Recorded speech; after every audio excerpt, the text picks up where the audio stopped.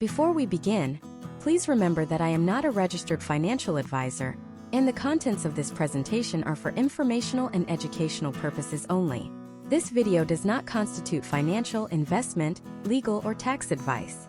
The world of cryptocurrency is highly volatile and carries significant risk. You should always conduct your own thorough research and consult with a qualified professional before making any financial decisions. Your financial situation is unique, and any decisions you make are your sole responsibility. Imagine for a second you have a password, just one password, and behind that password sits over $360 million. Now imagine you have 10 guesses to get it right. You try once, wrong. You try a second time, wrong again. You have 8 guesses left. For the rest of your life. This isn't a movie plot.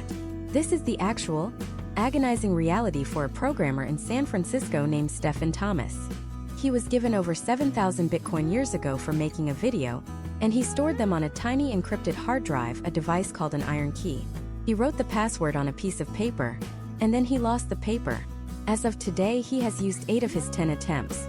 2 guesses stand between him and a fortune that could change the lives of his entire family for generations. 2 wrong guesses, and the drive will encrypt itself forever, turning his $360 million into a worthless piece of plastic and metal. Now you might be sitting there thinking, I don't have hundreds of millions in Bitcoin, so what does this have to do with me? But what if it was $10,000? Or $5,000? What if it was the $500 you've been carefully investing, hoping it will grow into something meaningful? That money is just as important to you as Stephen's fortune is to him. And the terrifying truth is, millions of Americans are making a fundamental mistake right now that puts their crypto at the exact same kind of risk, or even worse. They just don't realize it yet. They believe their money is safe on a popular exchange, or in a simple app on their phone. They see the logo of a trusted US company, and assume they have the same protections as their bank account. They are tragically mistaken. This is the most important video you will watch if you own even a single dollar of cryptocurrency in the United States.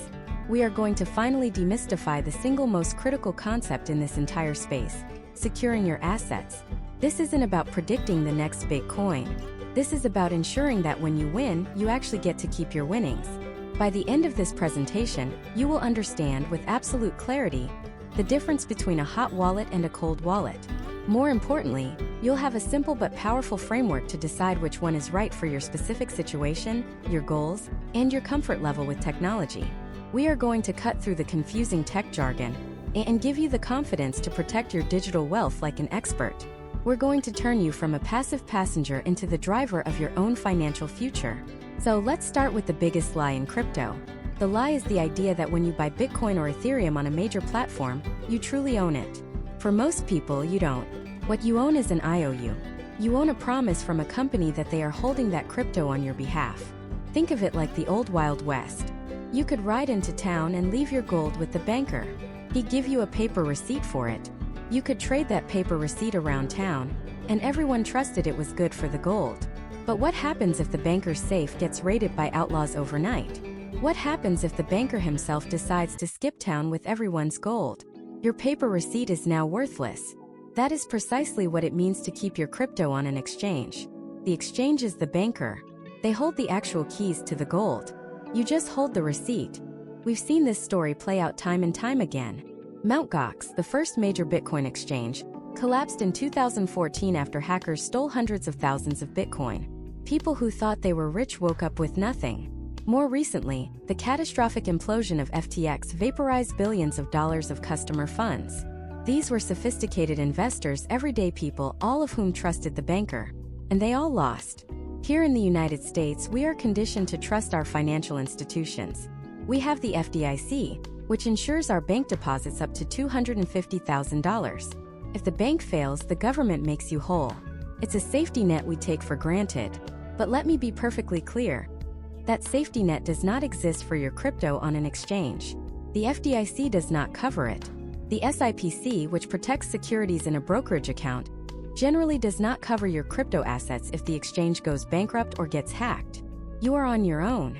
This brings us to the core principle of self-custody, summed up in a famous phrase: not your keys, not your coins. It's the crypto equivalent of the Second Amendment for your money. It means that if you don't personally control the master password, the private key to your crypto, you don't actually own it. You are trusting someone else to keep it safe for you. And trust in the digital world can be a very fragile thing. This is where wallets come in. A crypto wallet at its heart is not a wallet in the traditional sense. It doesn't hold your coins like a leather wallet holds cash. Your coins always exist on the blockchain, which is a global decentralized ledger. A crypto wallet is more like a special keychain. It holds the keys that prove you are the owner of specific coins on that ledger and gives you the power to spend them. Every wallet, whether it's an app on your phone or a device in your desk drawer, is built around two critical pieces of information. The first is your public key. You can think of this as your bank account number. It's an address that you can safely share with anyone in the world. If someone wants to send you crypto, you give them your public address. It's completely safe to share. The second and infinitely more important piece is your private key. This is the secret. This is the master password. This is the key that signs and authorizes any transaction moving crypto out of your address. If your public key is your bank account number, the private key is your PIN, your signature, and the key to the vault all rolled into one. You must never, ever, under any circumstances, share your private key with anyone. Whoever has the private key has absolute control of the crypto. When you leave your crypto on an exchange like Coinbase or Kraken, you don't have this private key. They manage it for you. It's convenient, but it's also the source of all the risk. The entire debate between hot wallets and cold wallets is simply a debate about the best way to store and protect this private key. That's it. One method prioritizes convenience and connectivity, while the other prioritizes absolute, impenetrable security. One is like your everyday checking account, and the other is your family's fortified, fireproof vault. Understanding which one you need and when is the difference between sleeping soundly at night and becoming the next tragic headline. It's the difference between building real, sovereign wealth and just holding a paper receipt from a banker who might not be there tomorrow. So let's break down exactly what makes a wallet hot and what makes one cold, because this is where you start to take back control. The simplest way to think about it is this. A hot wallet is connected to the internet. A cold wallet is not. That's the fundamental difference. Hot means online. Cold means offline. And that one single difference changes everything about how you should use them and what you should expect from them. Let's start with hot wallets, because for 99% of people in the US dipping their toes into crypto, this is your starting point. A hot wallet is software. It lives on your phone, on your computer, or as an extension in your web browser. Its defining feature, its greatest strength, and its most terrifying weakness is that constant connection to the internet. Think of it like the wallet in your back pocket or the purse on your shoulder. You carry it with you every day. It's got maybe $100 in cash, a couple of credit cards, your driver's license. It's convenient, right? You need to buy gas, grab a coffee, pay for lunch, it's right there.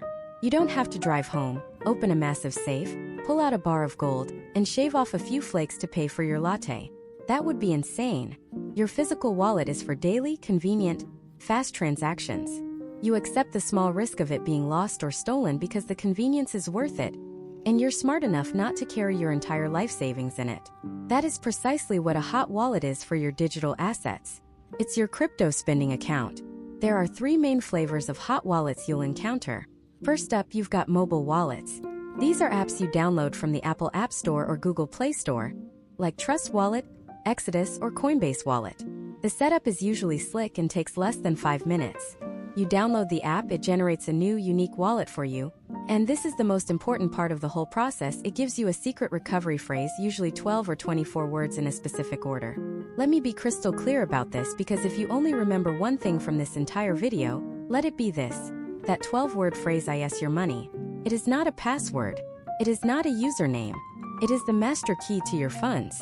Anyone in the world who gets that phrase can access your wallet and drain it from anywhere on the planet, and there is no bank, no government, no CEO you can call to get it back. It will be gone forever.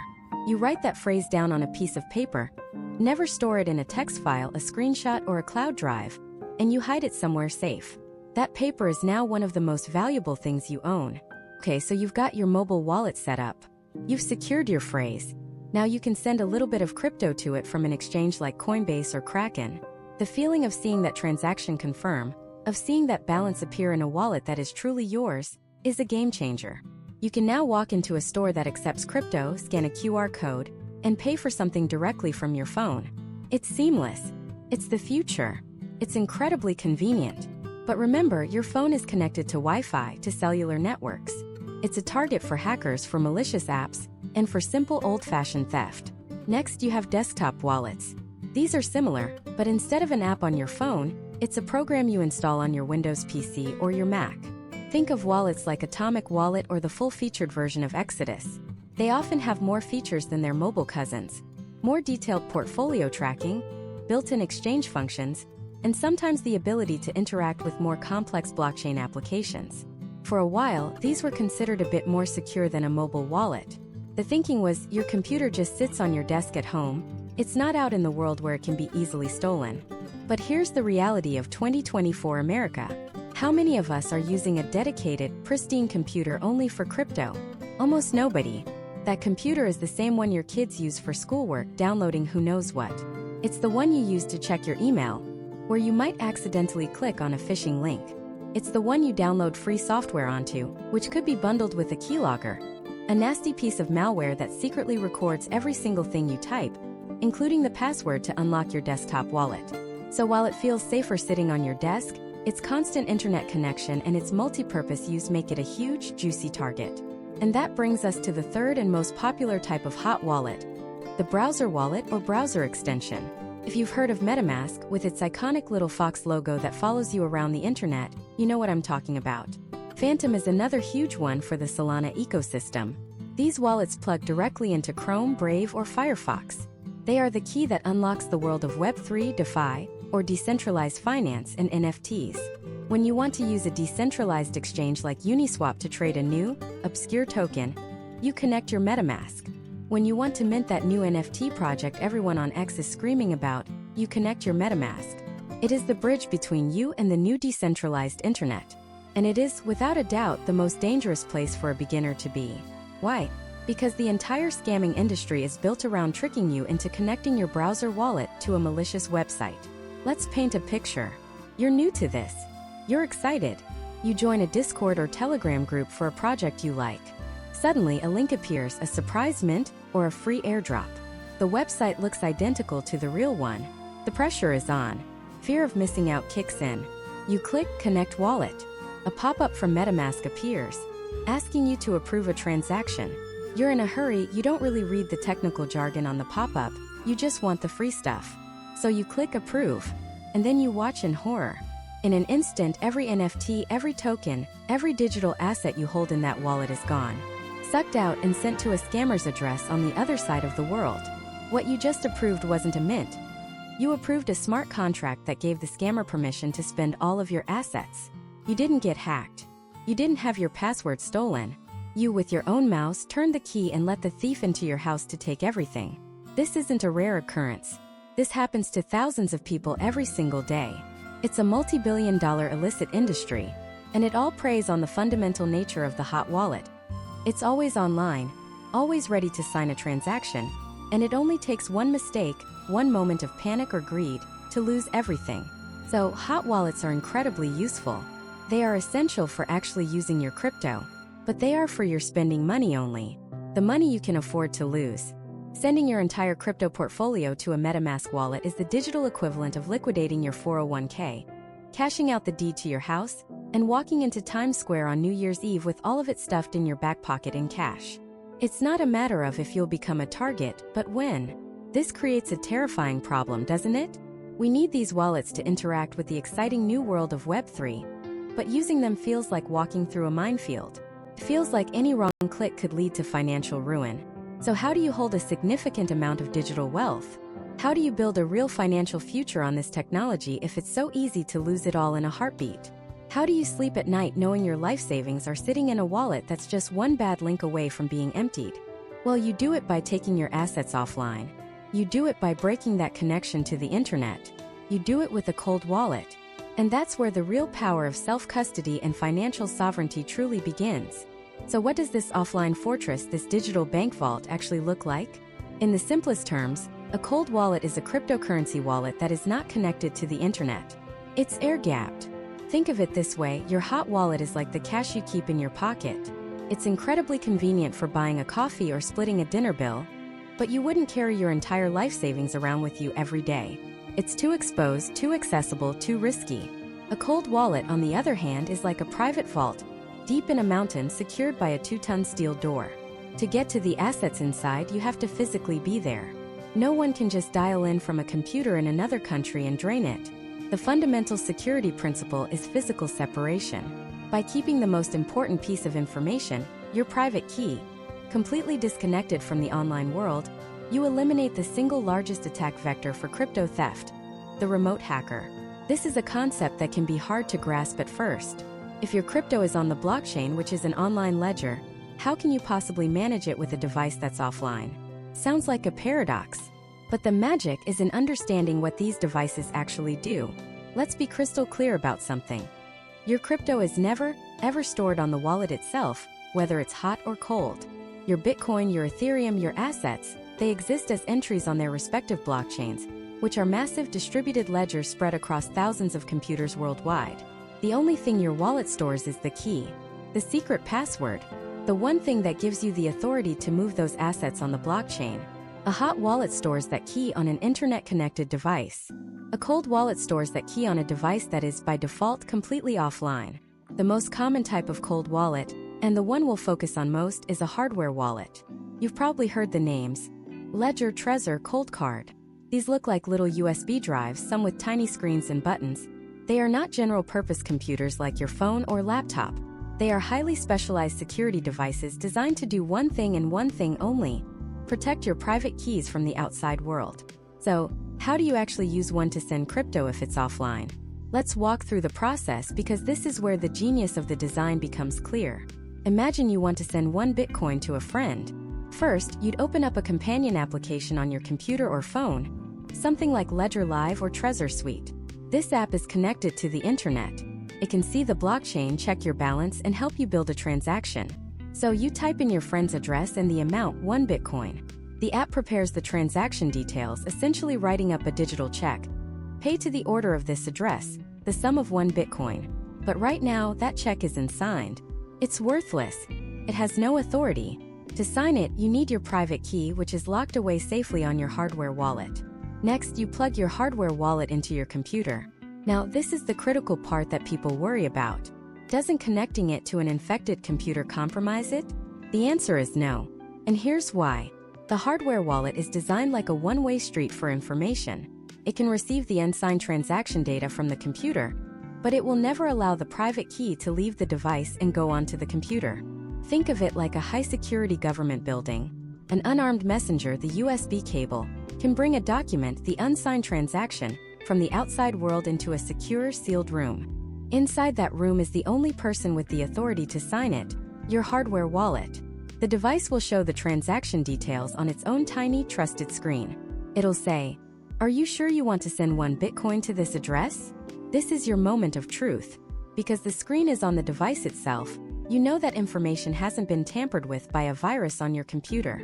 A hacker could change the address you see on your computer screen, trying to trick you into sending funds to them. But they can't change what you see on the hardware wallet's physical screen. You verify the details.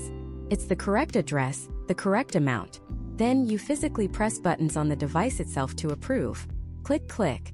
That physical action is you, the owner, giving your explicit, undeniable consent. The device then uses the private key stored inside its secure chip to mathematically sign the transaction. This signature is cryptographic proof that the true owner authorized this payment. Once signed, the device sends only the signed transaction back to the computer. The private key itself? It never left the hardware wallet. It never touched your computer. It was never exposed to the internet. The messenger simply walks out of the secure room with a now validated document. Your computer's app then takes this signed transaction and broadcasts it to the Bitcoin network. The miners and nodes on the network see the valid signature, confirm you had the authority to send the funds, and include it in the blockchain. The transaction is complete. Your friend receives the Bitcoin. This entire process is an elegant dance between an online app and an offline device. It gives you the convenience of managing your portfolio from your computer, but with the ironclad security of an offline key. A hacker could have a keylogger on your PC, they could be watching your screen, they could have complete control of your operating system. But at the end of the day, when it comes time to move your funds, they are powerless. They can't reach through your monitor and physically press the buttons on the device sitting on your desk. It's a beautiful, simple, and incredibly powerful security model. Now, hardware wallets are the gold standard, but they aren't the only form of cold storage. In the early days, people used what were called paper wallets. This was literally just printing your public and private keys onto a piece of paper, sometimes as a QR code, and storing that paper in a safe. While truly offline, this method has fallen out of favor. It's fragile, it can be destroyed by fire or water, and it's incredibly clumsy to use. To spend the funds, you have to import that private key into a hot wallet, which defeats the whole purpose by exposing it to the internet, turning your cold storage hot. For this reason, paper wallets are largely considered an obsolete and risky method for anyone but the most advanced archivists.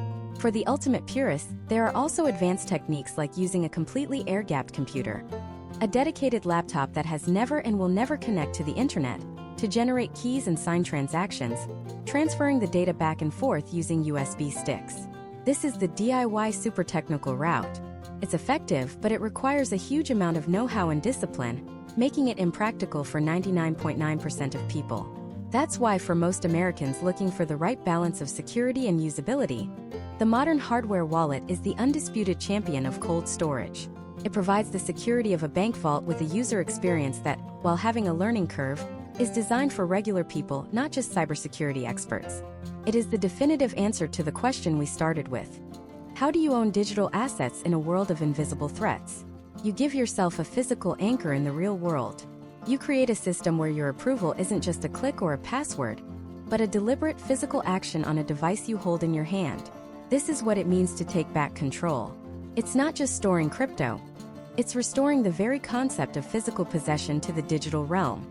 But this incredible power, this impenetrable digital fortress, comes with a new and profound level of personal responsibility. Because while a hacker can't get in, there is one person who can destroy everything. You. The system is designed to protect you from the outside world, but it also creates a new kind of internal risk. This fortress has a master key, a single point of failure that no malware can ever find, but that you could misplace, forget, or lose in a fire, potentially locking yourself out of your own wealth forever. This key is your recovery seed phrase, and it is the most important and most dangerous secret you will ever own. It's a string of 12 or 24 simple English words, generated by your wallet, in a very specific order. Words like ocean, anchor, victory, puzzle. This list of words is generated from a standardized list of 2048 words. Now, that might not sound like a lot, but the number of possible 12-word combinations from that list is so astronomically large, it's practically infinite. It's a number so big it makes the number of atoms in the known universe look like a rounding error.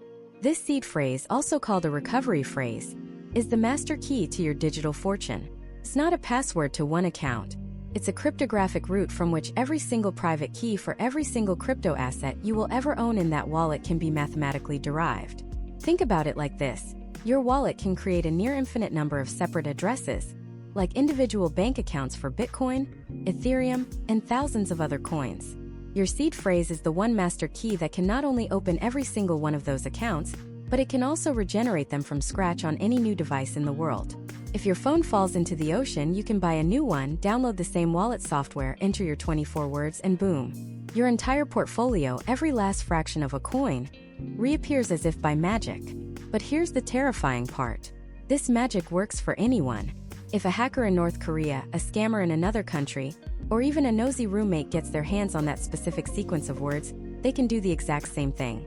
They can enter your seed phrase into a wallet on their computer, and in a matter of seconds, they have full, unrestricted, and irreversible control of your entire crypto net worth. They don't need your phone, they don't need your fingerprint, they don't need your permission. They have the master key. They can drain every single one of your accounts to zero, and there is no bank you can call, no government agency that can help you, and no undo button you can press. The funds are gone. Forever.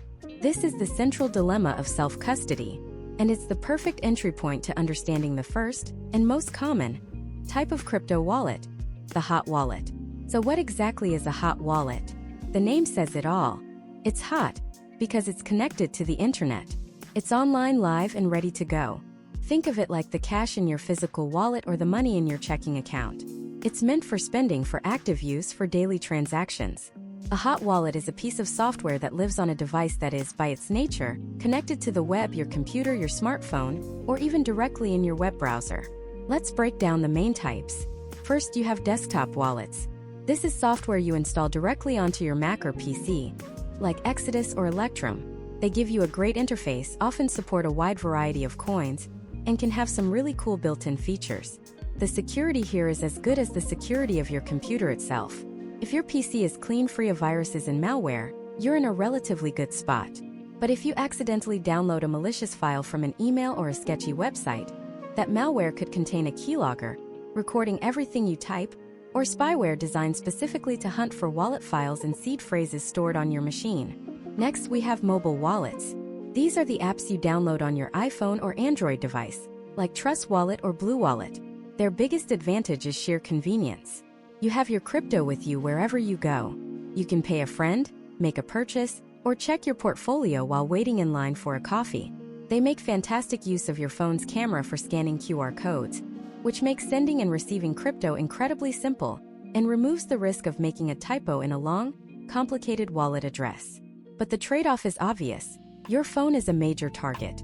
It can be lost, it can be stolen, and it can be compromised by malicious apps or public Wi-Fi attacks. Finally, and perhaps the most popular type of hot wallet today, especially for anyone interested in NFTs or decentralized finance, are browser extension wallets. The undisputed king here is MetaMask, with Phantom being the go-to for the Solana ecosystem. These wallets live right inside your web browser, like Google Chrome or Brave, appearing as a little icon in your toolbar. Their power is in their seamless integration. You can connect to a decentralized exchange, an NFT marketplace, or a blockchain game with just a couple of clicks. It is the smoothest, most fluid way to interact with the new world of Web3. But this incredible convenience comes at a steep price, because it's always online and constantly interacting with websites and complex smart contracts. The browser wallet has the largest attack surface. It is the most exposed, the most targeted, and consequently the riskiest type of hot wallet. Every time you connect your wallet to a new site, you are being asked to trust that site's code. You're being asked to sign transactions, which are often written in complex code that is nearly impossible for the average person to understand.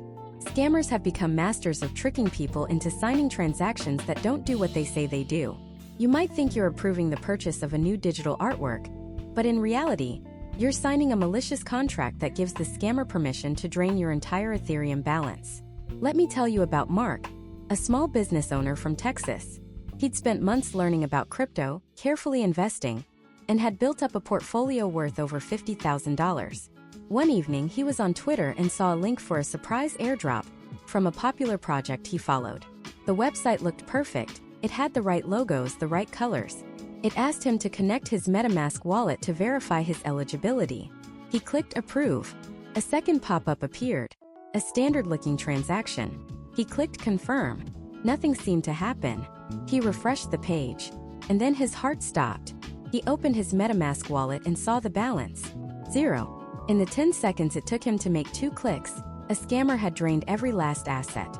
The life-changing money he had worked so hard to accumulate was now in an anonymous wallet on the other side of the world, never to be seen again. Mark's story isn't unique. It happens thousands of times every single day. The primary risk of a hot wallet is not that the software itself will be hacked, but that you, the user, will be tricked into compromising it. So why on earth would anyone use a hot wallet? Because you have to. They are the essential bridge to the crypto world. You can't trade on a decentralized exchange or buy an NFT with a wallet that isn't connected to the internet. The key is to understand the tool and its risks. A hot wallet is for your walking around money, not your life savings. The golden unbreakable rule is this: your seed phrase for any wallet, but especially a hot wallet, should only ever be written down on a physical medium, paper or steel, and stored in a secure private location. Never, under any circumstances, should you type it into a website, save it in a text file on your computer, store it in your email drafts, take a picture of it with your phone, or save it in a password manager. The moment that phrase touches a device connected to the internet, you must consider it compromised. Hot wallets are your gateway. They are powerful, they are convenient, and they are absolutely necessary for active participation in the crypto economy. But they are designed for transactions, not for storage. They are the checking account, not the long-term savings vault. So if hot wallets are for spending for daily use like the cash in your pocket, where do you keep the serious money? Where do you store the wealth you plan to pass down to your children, the kind of digital property you want to protect from every threat imaginable? That requires a completely different philosophy. It requires taking your keys completely offline, into a digital fortress that no hacker on Earth can touch. It requires going cold. So what does it mean to go cold? It's a beautifully simple concept with profound implications. It means creating a physical, unbreachable gap between your private keys and the internet. An air gap. Think of it like a submarine. The hull of the submarine separates the crew inside from the crushing pressure of the deep ocean. A cold wallet creates a similar barrier. A cryptographic hull that separates your keys from the infinitely vast and hostile ocean of the internet. No matter how many sharks or hackers are swimming out there, they can't get in because there is no door. The most common and, for most people, the best way to do this is with a hardware wallet. You've probably seen them. They look like a fancy USB stick, maybe a little thicker, often with a small screen and a couple of buttons. Devices like a ledger, a Trezor, a cold card. But don't let their simple appearance fool you. These are not storage devices.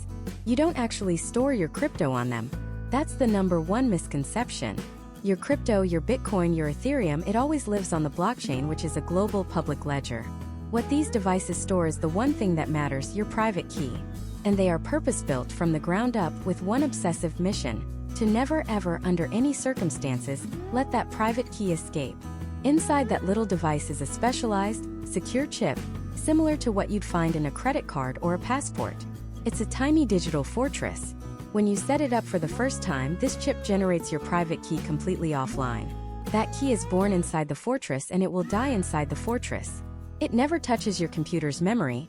It never gets transmitted over your Wi-Fi. It is never exposed to the internet in any way. So, how do you actually use it? If the key can't leave, how do you sign a transaction to send your crypto? This is the magic. This is the cryptographic ceremony that separates the cold from the hot. Imagine you want to send 1 Bitcoin to a friend. You'll plug your hardware wallet into your computer and open a companion app, like Ledger Live or Trezor Suite. On your computer screen, you'll create the transaction. You'll type in your friend's address and the amount, 1 Bitcoin. Your computer, which is connected to the internet, prepares the transaction details. Basically a message that says, I authorize sending 1 BTC from my address to this other address. But your computer can't sign it.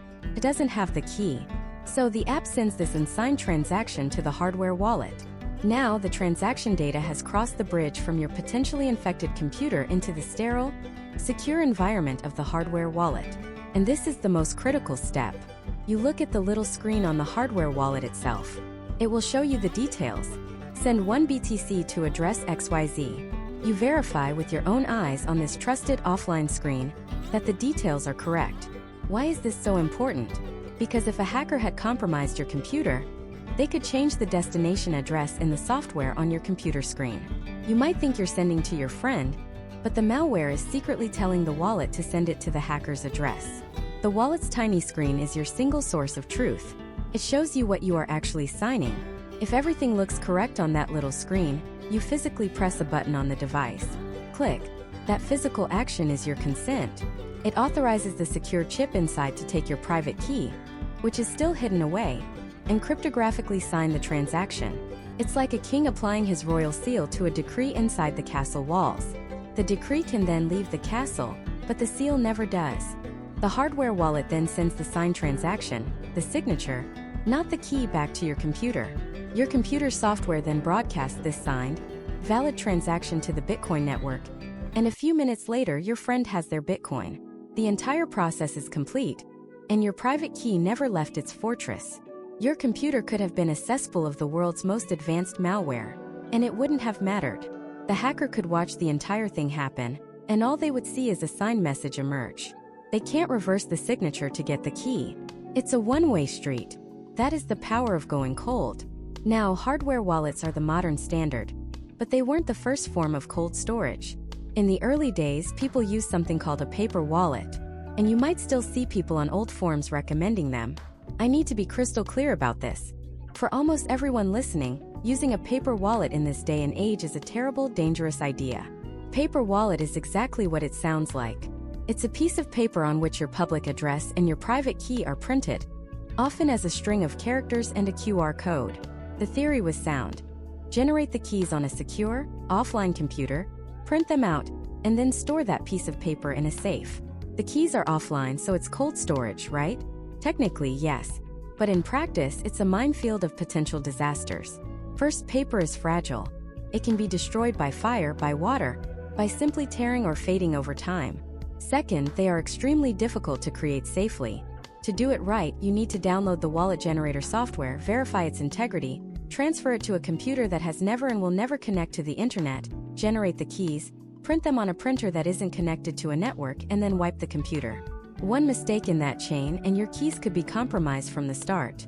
But the biggest problem is using them. A paper wallet is a one-shot deal. The moment you want to spend even a tiny fraction of the funds, you have to sweep the private key, meaning you import it into a hot wallet. And the second you do that, your paper wallet is no longer cold.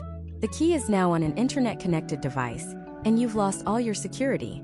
You're supposed to send the remaining balance to a brand new, freshly generated paper wallet, and the whole tedious, risky process starts over. It's cumbersome, it's prone to error, and it's been made completely obsolete by the security and usability of modern hardware wallets. Think of paper wallets as the horse and buggy of crypto security. They got us here, but you wouldn't use one to drive across the country today. For the truly dedicated, the 1% of the 1%, there's an even more extreme form of cold storage: a fully air-gapped computer system. This involves using a dedicated device like a cheap laptop or a Raspberry Pi that will never, ever connect to the internet. Its only job is to run wallet software, generate keys, and sign transactions. You move and sign transactions to it via a USB stick or a micro SD card, sign them, and then move the signed transaction back to your online computer the same way. This, often combined with complex multi-signature schemes, is the kind of security used to protect exchange reserves or massive corporate treasuries. It's fascinating, it's the ultimate in digital sovereignty, but it's also far more complex than the average person needs or wants to manage. So for the vast majority of Americans looking to secure a significant amount of crypto, an amount that you would be devastated to lose, whether that's $5,000 or $5 million, the hardware wallet is the undisputed king. It strikes the perfect balance between near absolute security and practical usability. It transforms your digital assets from something ethereal and vulnerable, a string of data on a compromised laptop, into something you can hold and control with physical certainty. It's the closest we've ever come to a bearer asset in the digital world, like a gold bar, where possession grants you total control. No government can freeze it, no bank can block your transaction, and no hacker on the other side of the planet can touch it. It is the purest expression of self-custody and financial sovereignty. It sounds perfect, right? An unhackable vault for your digital life. But this level of security comes with a new kind of responsibility. A responsibility so absolute that one single mistake, one forgotten piece of paper, can make your entire fortune vanish forever. And that is the terrifying paradox of going cold. It's a paradox because the very thing that makes a cold wallet impenetrable to a hacker in another country is the exact same thing that makes it impenetrable to you if you make a single, irreversible mistake. When you use a cold wallet, you are stepping out of the traditional financial system. You are firing your bank. You are taking the keys to your own vault, and in doing so, you are also firing the janitor, the security guard, and the insurance company. There is no password reset button. There is no customer service line to call. There is no one who can recover your funds if you mess up. There is only you and a string of 12 or 24 simple words. These words are your recovery phrase or seed phrase. And they are, without exaggeration, the most important secret you will ever keep. This isn't a password you create. It's a unique key that is mathematically generated by your wallet, and it is the master key to every single cryptocurrency address your wallet ever creates. If your physical cold wallet device, your ledger, your Trezor, is crushed by a truck, submerged in a flood, or stolen, it doesn't matter. The crypto isn't on the device. The device is just a key. The real key, the master key that can recreate your entire wallet on a brand new device, is that seed phrase. Whoever holds those words holds your wealth. This is not an abstract concept. This is a brutal, unforgiving reality. And to truly understand the weight of this responsibility, we need to talk about a man named James Howells. Back in 2013, Howells was an IT worker in Newport, Wales. Like many early tech enthusiasts, he had been mining Bitcoin on his personal computer. It was a hobby. He'd mined about 8,000 Bitcoin, and then, when his girlfriend got tired of the noise from the computer, he stopped. He dismantled the machine for parts but kept the hard drive, the piece that contained the private keys to his digital fortune, in a desk drawer. For a while he forgot about it. Bitcoin was still a niche curiosity. But then one day in mid-2013, while cleaning his office, he was faced with a choice. He had two identical hard drives in his drawer. One was blank. The other contained 8,000 Bitcoin. In a moment of carelessness, a simple everyday mistake that any one of us could make, he threw the wrong one in the trash. He threw his digital vault, his master key, into a black garbage bag, which was then taken to the local landfill. He didn't realize his mistake for several months. By then, the price of Bitcoin had exploded. His 8,000 coins were suddenly worth millions of dollars. Panic set in. He raced to the landfill, only to be confronted with a mountain of garbage the size of a football field. His fortune, his keys, were buried somewhere under years of refuse. As of today, those 8,000 Bitcoin are worth hundreds of millions of dollars. At its peak, it was over $500 million. And James Howells has spent the last decade of his life trying to get it back. He has offered the city council over $70 million, a quarter of the fortune, to excavate the landfill. He's assembled a team of environmental experts, data recovery specialists, and engineers, proposing a multi-million-dollar, high-tech search operation involving X-ray scanners and artificial intelligence to find a single hard drive in 110,000 tons of garbage. The city has repeatedly refused, citing environmental risks and the sheer impossibility of the task. His entire life has become defined by one single mistake. He is a multimillionaire who can't access his money. He lives in a world where his fortune is provably his. We can see those coins on the blockchain untouched for over a decade, but he can never ever spend it. This is the curse of the cold wallet. This is the responsibility you accept. You become James Howells. Your house becomes the landfill. Your memory becomes the hard drive. One mistake, one house fire, one forgotten safe combination, one misplaced piece of paper, and you are locked out forever. So how do you prevent this from happening? How do you become your own bank without becoming your own worst enemy? You do it by treating your seed phrase with a level of paranoia and respect that borders on the obsessive. First, the unbreakable rule. Your seed phrase must never, ever touch a digital device that is connected to the internet. Ever. I don't care how secure you think your computer is. Do not type it into a text file. Do not save it in your password manager. Do not email it to yourself. Do not store it in a private note on your phone. And for the love of all that is holy, do not take a picture of it. The moment those words exist in a digital format, they are vulnerable. Malware, spyware, keyloggers, SIM swap attacks. Hackers have an entire arsenal of tools designed to find exactly this kind of information. Storing your seed phrase digitally is like forging the world's strongest lock and then leaving the key under the welcome mat. Your seed phrase should only exist in the physical world. When you first set up your cold wallet, it will display the 12 or 24 words on its tiny screen. You will write them down. The device will come with a few small paper cards for this purpose. Use them. Write clearly. Number each word. Double check. Then triple check the spelling and the order. The order is just as important as the words themselves. But paper is flimsy. It can be destroyed by fire or water. It can fade. It's a good start, but it's not the final solution. The gold standard for securing a seed phrase is to etch it, stamp it, or engrave it into metal. You can buy specialized steel plates online designed for exactly this purpose. These are often two plates that you sandwich together after stamping the letters of your words into them. They are fireproof, waterproof, and corrosion resistant. They can survive a house fire. They can survive a flood. They are designed to outlast you. This is the level of permanence you need to be thinking about. Now, where do you store this metal plate? This is where personal security strategy, what we call threat modeling, comes into play. A fireproof safe in your home is a good option. But what if someone breaks in and steals the entire safe? A bank's safe deposit box is another common choice. It's secure against theft and disaster, but it also introduces a third party. You're relying on the bank's hours, their security, and you're placing your decentralized assets back into a centralized institution. There's a certain irony in that. This is why some of the most security-conscious people take it a step further. They use a method called sharding, or splitting their seed phrase. They might stamp the first 12 words onto one steel plate, and the last 12 words onto another. Then they store these two plates in completely different secure locations. Maybe one is in a safe at home, and the other is in a safe deposit box in a different state, or with a trusted family member. This way, no single point of failure can compromise their entire fortune.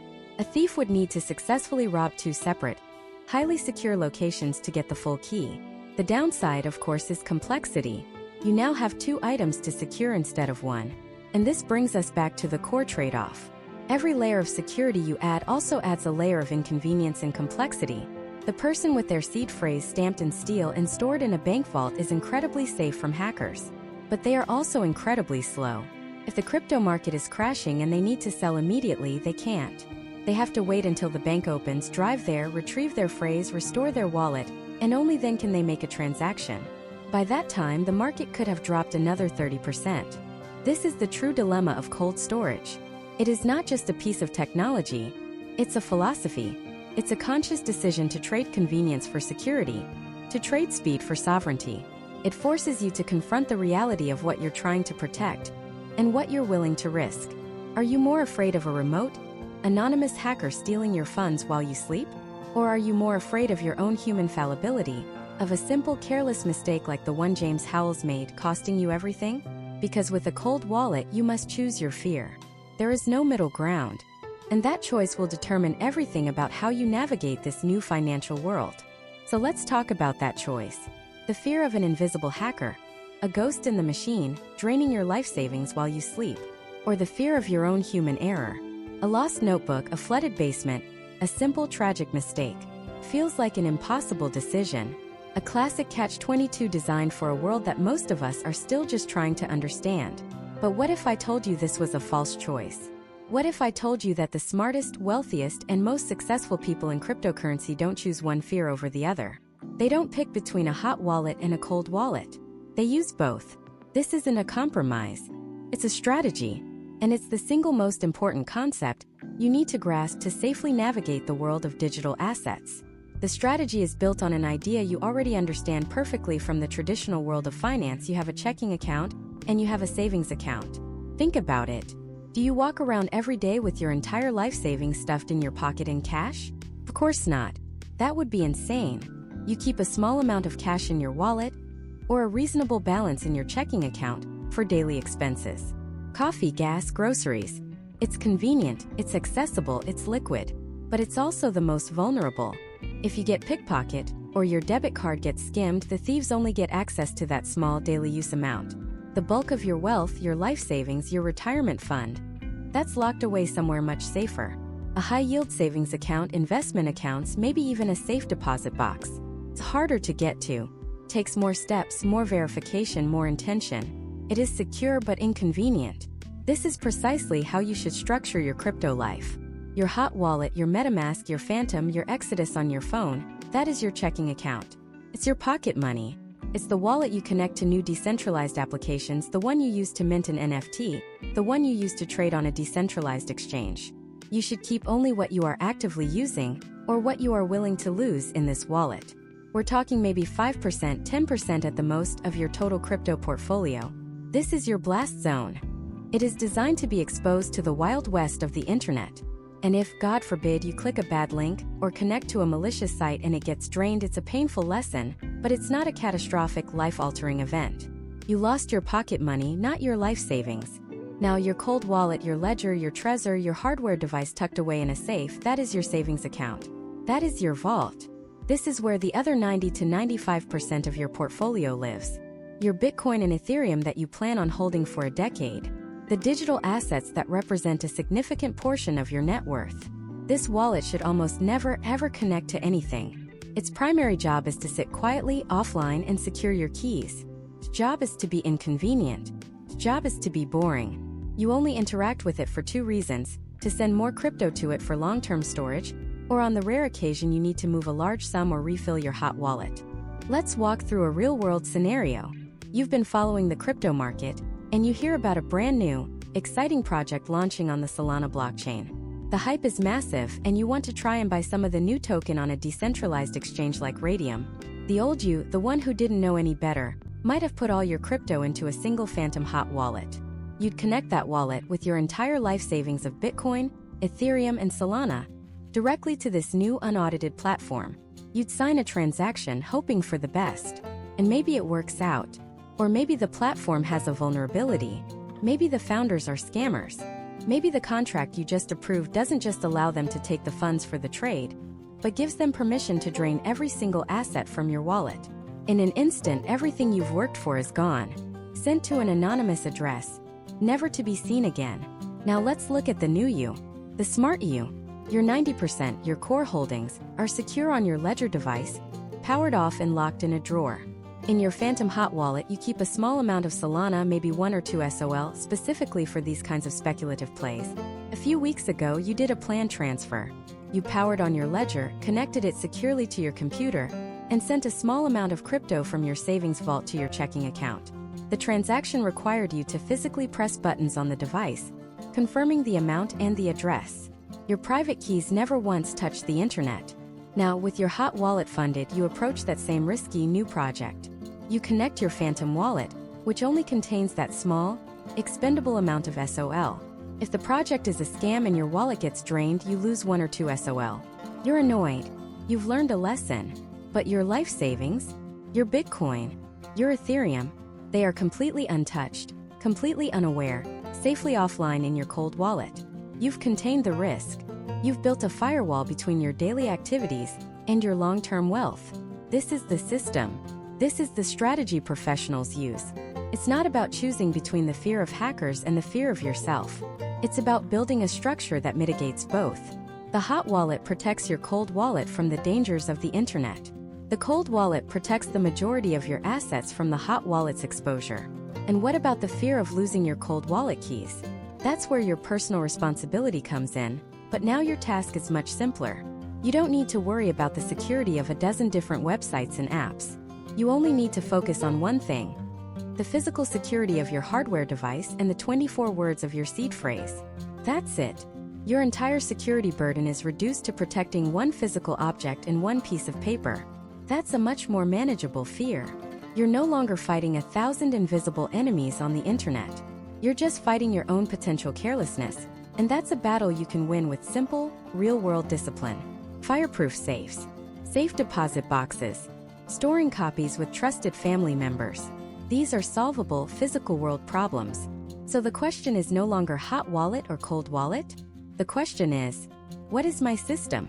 How much do I keep in my checking account versus my savings? For most people in the United States starting out, a 90-10 split is a fantastic rule of thumb. 90% of your assets go into cold storage the moment you buy them. 10% can live in a hot wallet for trading, exploring, and learning.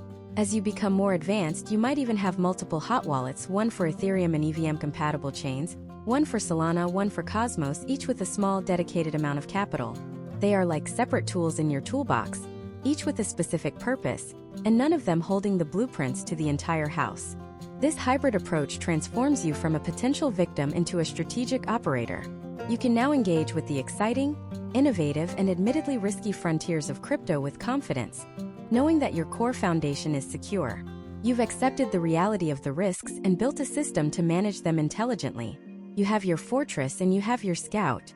The scout can go out and explore dangerous territory, and if it runs into trouble, the fortress remains standing. This separation is not just a best practice. It is the only sane way to operate in this space. It gives you peace of mind, allowing you to sleep at night without worrying that one wrong click could lead to financial ruin. You've now built a personal bank, a system with a secure vault and a functional teller window. This is the foundation for true self-sovereignty. But what if you need more? What if you're securing funds not just for yourself but for your family or a business? What if you wanted a system so secure that it required multiple people to approve a transaction, just like the launch keys for a nuclear missile? And what if I told you there's a way to back up your seed phrase that's so robust, you could lose a copy, have one stolen, and still be able to recover your funds with absolute certainty? You've mastered personal security. Now it's time to learn about the next level: institutional-grade security that you can run from your own home. It's called multi-signature, and it's about to change your entire perception of what it means to be truly secure. Imagine the President of the United States. To launch a nuclear missile, it doesn't just take one person turning one key. It requires multiple independent officers in different locations to all perform a specific action. No single person, not even the President, holds all the power. There is no single point of failure. This principle of distributed trust is the most robust security model humanity has ever created. And multi-signature, or multi-sig, brings that exact same principle to your crypto. Multi-sig fundamentally changes the game. Instead of having one master private key, that 12 or 24-word seed phrase we've been talking about, you create multiple master keys. And you decide how many of those keys are required to approve a transaction. This is often described as an M of N scheme. For example, the most common setup is 2 of 3. This means you generate 3 completely separate, independent private keys. But to spend your funds, you only need to sign with any 2 of those 3 keys. Instantly, the entire security paradigm flips on its head. Your single seed phrase is no longer a secret you must guard with your life. It's no longer a single point of failure that, if lost or stolen, means total and irreversible loss. With a 2 of 3 multi-sig wallet, you could literally lose one of your keys completely forever, and you would still have full control of your funds. You could have one of your keys stolen by a hacker, and they still couldn't touch your assets. Let's walk through how this completely neutralizes the biggest threats we've discussed. First, catastrophic loss. Let's play out that nightmare scenario. You have your hardware wallet in your home office, and your steel plate with your backup seed phrase is hidden in a fireproof safe in your basement. A devastating house fire rips through your home. Everything is destroyed. The hardware wallet is melted. The safe's contents are incinerated. With the standard single signature wallet, it's over. Everything you worked for is gone. It's a gut-wrenching total loss. Now let's rewind that same scenario with the 2 of 3 multi-sig setup. You still have that hardware wallet at home. That's key number 1. But key number 2 is stored in a safe deposit box at your bank across town. And key number 3 is held by a trusted family member or your lawyer in another state. The fire still happens. Your house is still gone. Your first key is destroyed. But are you panicking about your crypto? No, because you still have 2 of your 3 keys safe and sound in different geographical locations. You can simply go to your bank, retrieve key 2, coordinate with your family member for key 3, and use them to move your entire stack to a brand new, secure wallet. What was once a life-altering catastrophe is now just a manageable inconvenience. You've built redundancy into your personal financial system. Second, let's talk about the scariest threat of all: physical coercion. The so-called $5 wrench attack. Someone breaks into your home, they know you have crypto, and they are threatening you or your family, demanding you hand it over. With a single signature wallet, you're in an impossible position. You hand over the hardware wallet and PIN, or the seed phrase, and they can drain your account in minutes. You have to comply. But with that same 2 of 3 multi-sig setup, the story changes. The thief demands you transfer your funds. You can look them in the eye and tell them with 100% honesty, "I can't." You can explain that even with the hardware wallet in your desk, you physically lack the ability to move the funds. You need a second key, which is located in a bank vault that is closed for the night, or a third key held by a lawyer 3 states away. You are not a single point of failure anymore. You are just one piece of a larger security puzzle. This transforms the situation. For the thief, a simple robbery has now escalated into a complex, multi-location heist or a kidnapping, which carries far more risk and a much higher prison sentence. For many, this is enough of a deterrent to make them back off and seek an easier target. Your security setup has become your physical defense. Now you might be thinking, this sounds amazing but also incredibly complex. And who do I trust with another key? This is where the US market has really matured. You have a few great options. The first is the do-it-yourself, geographically distributed model we just described. One key with you for easy access, maybe a ledger or a Trezor. A second key, perhaps a more secure, air-gapped device like a cold card in a bank vault. And a third key, another device with a parent, sibling, or lawyer you trust implicitly, maybe hundreds of miles away. This setup gives you ultimate sovereignty and control. But what if you don't have that person you trust? Or you worry they might lose the key? This is where a model called collaborative custody comes in, offered by specialized American companies. With this model, you still hold 2 of the 3 keys. You are in complete control.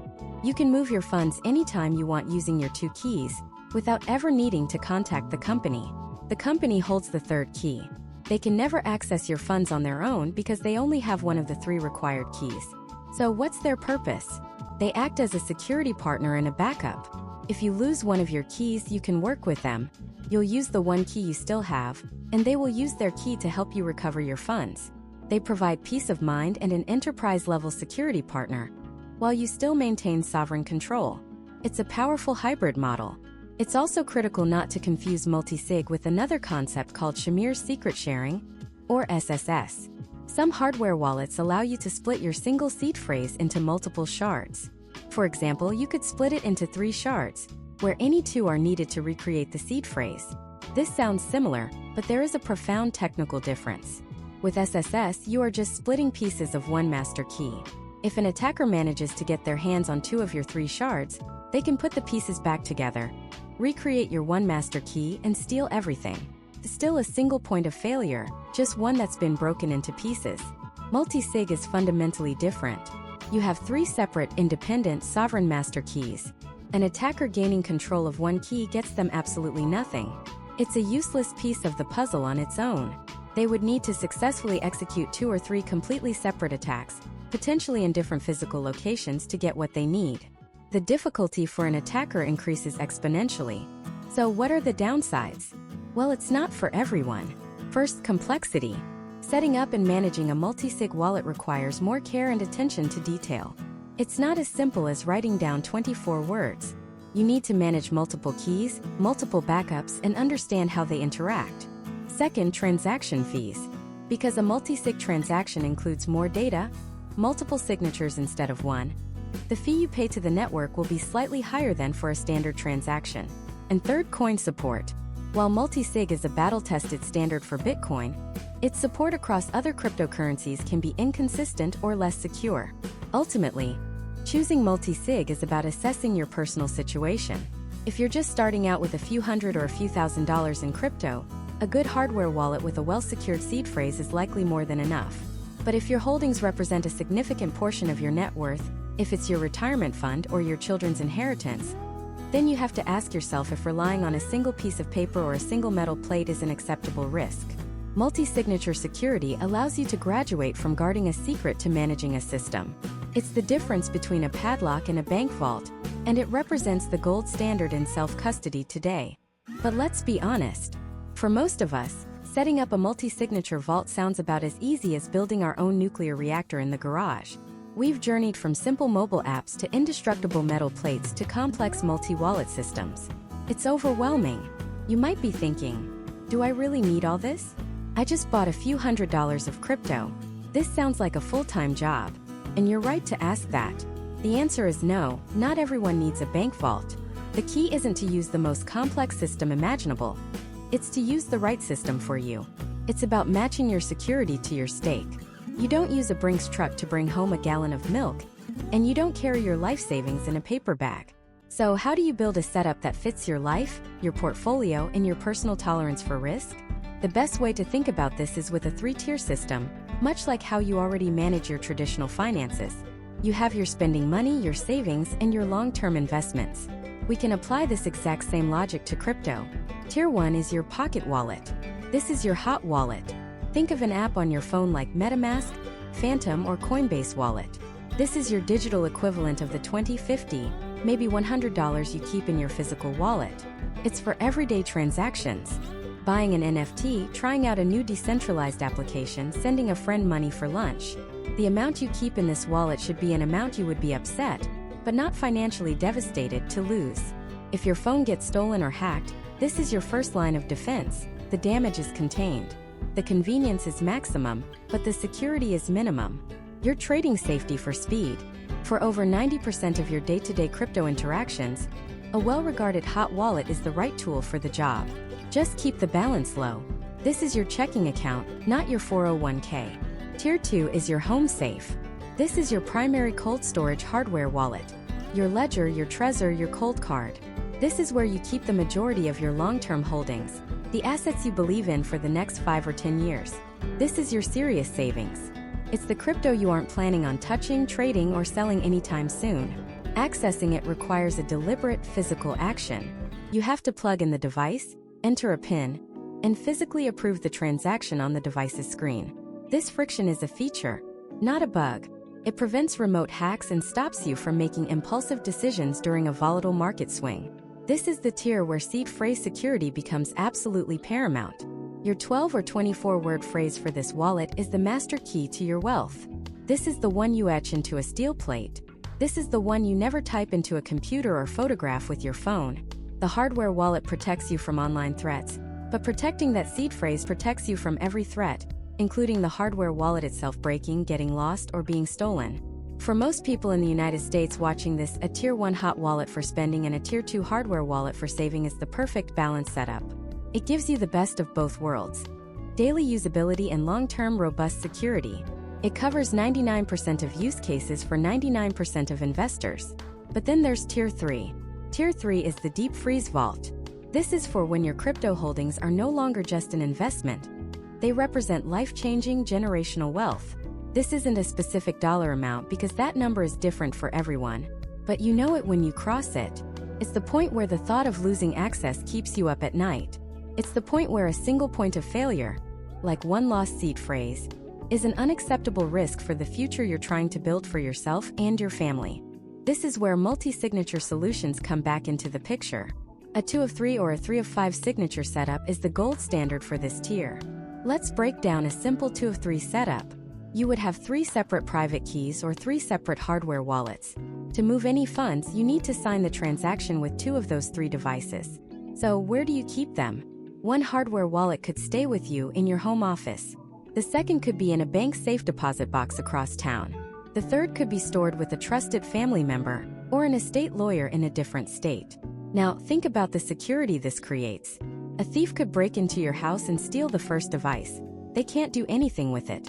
A disaster could destroy your home. You still have 2 other keys.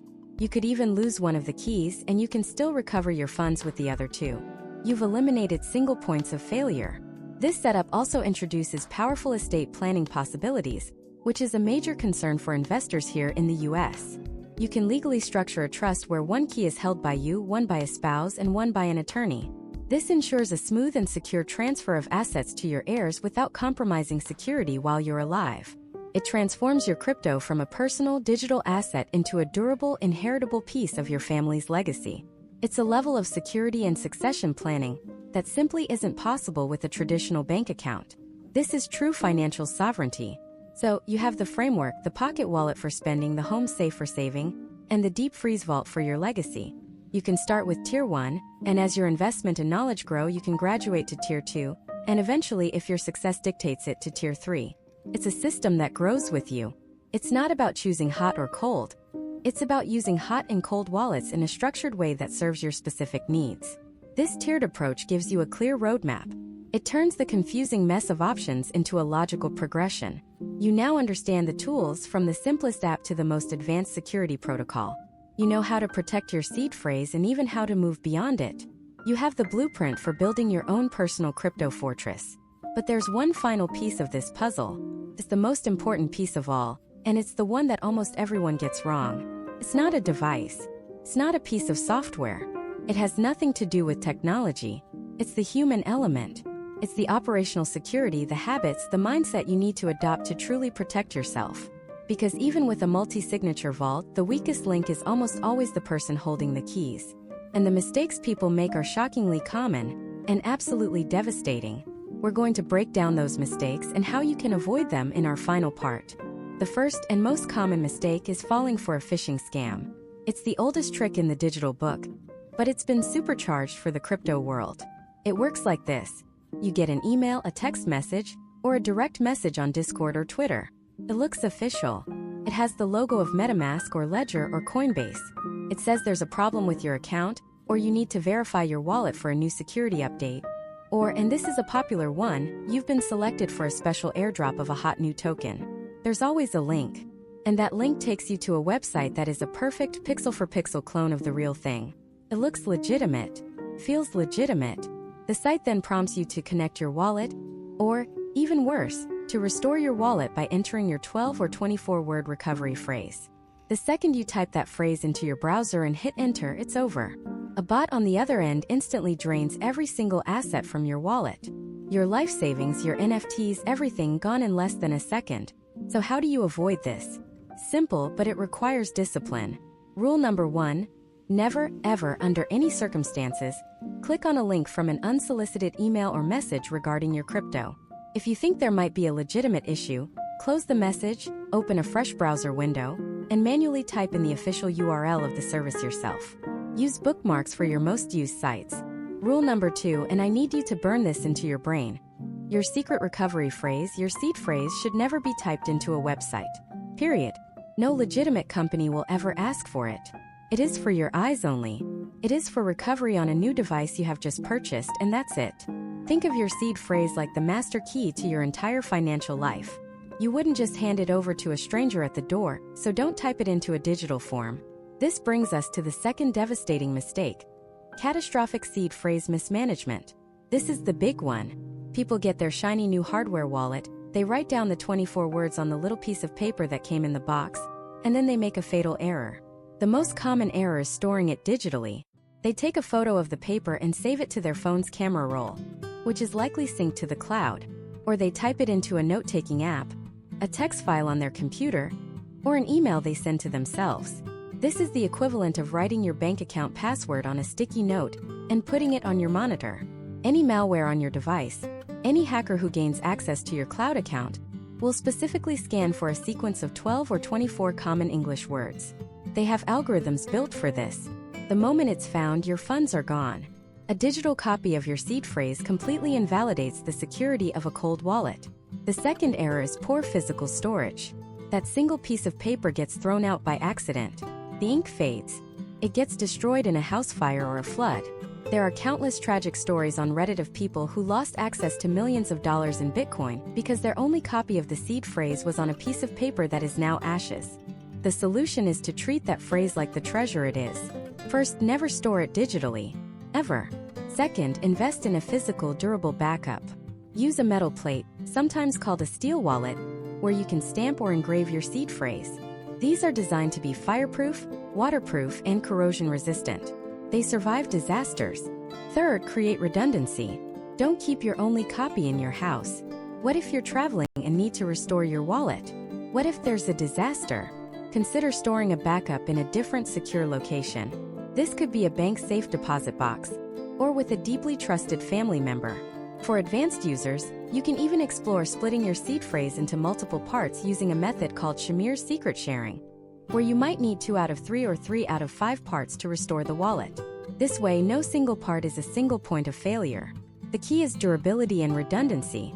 The third mistake is what I call the complacency trap. This is especially common with hardware wallet owners. They set it up, transfer their funds, put it in a drawer, and forget about it for 2 years. The problem is, technology doesn't stand still. Hackers are constantly finding new vulnerabilities. The companies that make these wallets, like Ledger and Trezor, are constantly releasing firmware updates to patch those vulnerabilities and improve security. Running your hardware wallet on outdated firmware is like using a computer with a 5-year-old version of Windows that has never been updated. You are leaving known security holes wide open for attackers to exploit. So every few months you need to plug in your device, connect to the official software, Ledger Live or Trezor Suite, and check for firmware updates. And be careful here, this is another vector for phishing attacks. Scammers will send emails about urgent firmware updates with malicious links. Always initiate the update process yourself, from within the official verified application on your computer. Finally, the fourth common mistake is the simple, irreversible transaction error. On the blockchain, there are no do-overs. There's no customer service number to call to reverse a transaction. If you send your crypto to the wrong address, it is gone forever. This happens in 2 ways. The first is simple human error, a typo or copying the wrong address. The second is more sinister, clipboard hijacking malware. This is a type of virus that runs silently on your computer. When it detects that you've copied a crypto address to your clipboard, it instantly replaces it with the hacker's address. So you copy the correct address from an exchange, you go to your wallet, you paste it, and you hit send. But the address you pasted wasn't the one you copied. This is where a hardware wallet provides its most critical and most often ignored line of defense. Before you confirm any transaction, the hardware wallet's small, trusted screen will display the address you are sending funds to. Your job, your most important job in that moment, is to carefully compare the address on your computer screen with the address on your hardware wallet screen. They must match perfectly. Don't just glance at the first 4 characters. Check the first few and the last few. If they match, you can confidently press the physical button to approve the transaction. That physical confirmation is your final, incorruptible checkpoint, ensuring the message sent from your computer wasn't tampered with. For any large transaction, it's also wise to first send a small test amount, say $10 worth. Wait for it to arrive safely before sending the full amount. It's a small inconvenience that can save you from a catastrophic loss. So, after all of this, what's the final verdict? Hot wallet versus cold wallet, which one is right for you? The answer, for almost everyone in the United States who is serious about crypto, is not one or the other. It's both. You need a hybrid strategy. Think of it like your traditional finances. You keep a little bit of cash in your physical wallet for daily spending, coffee, lunch, small purchases. That's your hot wallet. It's convenient, it's accessible, but you would never walk around with your entire life savings in your back pocket. That would be insane. Your life savings, your long-term investments, your retirement funds, that money goes into a fortified bank vault or a brokerage account with multiple layers of security. That is your cold wallet. It's for the assets you don't plan to touch for months or years. The assets you absolutely cannot afford to lose. Your setup might look like this. A mobile hot wallet like MetaMask or Phantom on your phone, with maybe a few $100s in it for interacting with apps or making small trades. And a hardware wallet like a Ledger or a Trezor stored securely at home, holding the vast majority of your portfolio. When you buy new crypto on an exchange like Coinbase or Kraken, you don't leave it there. You withdraw it to your cold storage address. The journey into self-custody is the journey of becoming your own bank.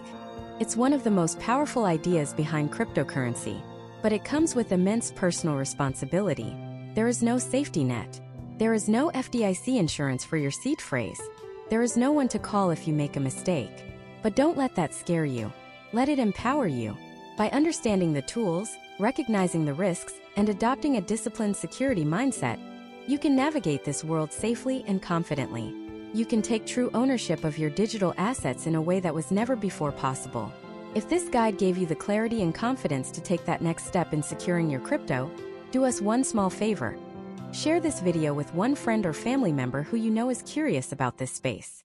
The more we all understand these fundamental principles, the safer and stronger this entire ecosystem becomes for everyone. Stay curious, stay skeptical, and above all, stay secure.